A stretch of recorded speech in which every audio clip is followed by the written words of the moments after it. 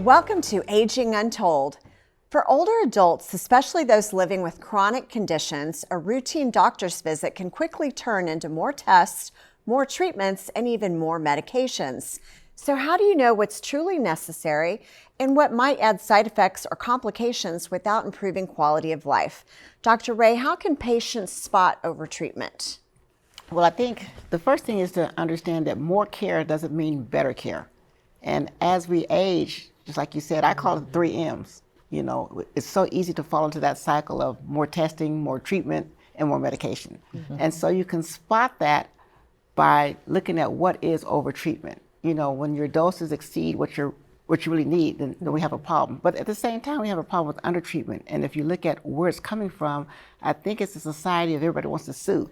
So people are overdoing it so they can protect themselves and underdoing it to protect themselves. But you can spot it as specifically an overtreatment by, number one, looking at your medication list. If your medication list keeps going longer and longer and longer and nobody's checking it and seeing what you need, that's a problem. The other thing is you're treating the symptoms and not the patient. You know, so and that's done quite a lot. So you end up adding more things because this symptom you treat this, and then this one you treat this because, and then the other thing is it a symptom or is it a new disease? So a lot of times people have these symptoms, but they're not. They're symptoms because of the other medication you gave them that you're overtreating, and it's not really a new disease.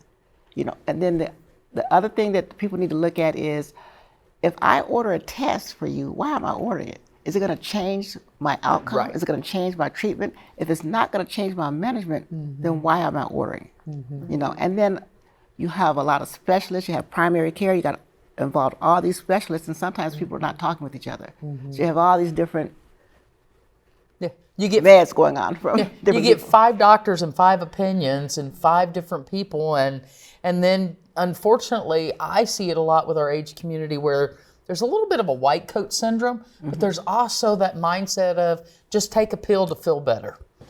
And so oftentimes what I see is actually driven a lot of times by the patients themselves. And then the doctor's not managing that mindset well enough because we do want to just make people happy at the end of the day. And so sometimes when you come in and, oh, this hurts, this hurts, this hurts. What you got for me? It becomes this, and then that pill, like you said, that medication list just keeps growing and growing. And we don't growing. question because you think about how we've changed in times. Before, if the doctor told you to do something, you just did it. Right. But now, you know, with the internet and everything, you need to be a partner. You need to question why. You need to understand why you're doing what you're doing. Right. I think the easiest example is somebody has a viral infection and they're getting antibiotics. That's like the easy example for me to kind of grasp onto. But this overtreatment issue is nationwide. It's been happening for a long time. The American Board of Internal Medicine started a campaign, finished the campaign called Choosing Wisely. Because of this, they wanted to start a national conversation about overtreatment. Doesn't matter what age. But for older people, like you were saying, Sam, it could cause harm. Yes. You picture them going into the hospital and running them in and out, somebody with dementia and an MRI, CT scan, and all this moving, and they're not going to benefit from it. So I think about taking like shaken baby syndrome, like taking a vulnerable older adult, like shaking them, and then for what purpose? Right. And they have to know that, you know, it's not always doing less, but it's doing the correct thing. It's doing the right thing. And finding that right thing has to be, going back to what you say all the time, Doing what truly matters. Find not the why. More or less. Find the why. Why is your hip hurting? Do I need to give you more medicine, or do I need to maybe get you in PT and get you moving? That movement would solve a lot of issues. I saw something really disappointing, and that was that maybe about 85% of what you do is like movement, sleep, stress, nutrition. 15% is like the extra stuff that you can write a check for. You know, I'm like really good with the 15%. I think the 4 questions that came out of this campaign is a lot of what you were saying, Dr. Ray. Is it necessary? Is it going to cause harm? Is it going to improve my quality of life? Is it going to improve my quality of life? And is it duplicative?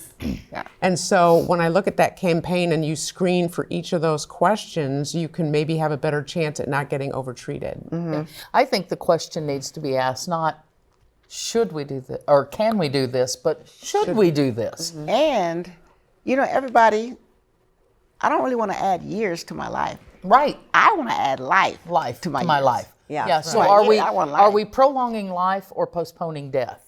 Yeah. And that can be a big one. The book being mortal, I think it's really interesting that doctors will say that they might not choose treatment for themselves sometimes at a certain point because they want to prioritize comfort, function, and meaning when the outcome is not likely to change.